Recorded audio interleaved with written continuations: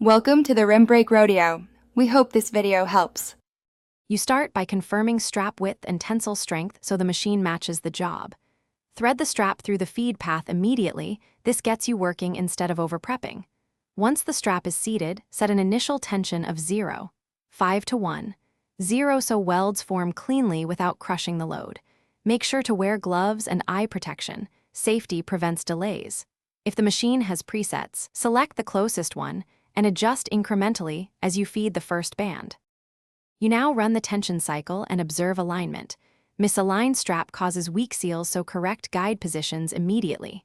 Once the strap holds the load, adjust weld time and cooling, longer weld for thicker strap, typically 2 to 4 seconds, then allow cooling to solidify the joint. Make sure to perform a quick pull test on the first seal to verify strength. If it slips, increase weld time or tension slightly. After confirming a good weld, proceed to cycle packaging batches, keeping an eye on repeatability. You finish by activating the cut and ensuring the trimmed strap leaves a 3 to 5 mm overlap at the joint for a full weld surface. Once done, run 5 sample packages to confirm consistency, because intermittent issues show up quickly. If a weld looks weak or separates, stop and troubleshoot.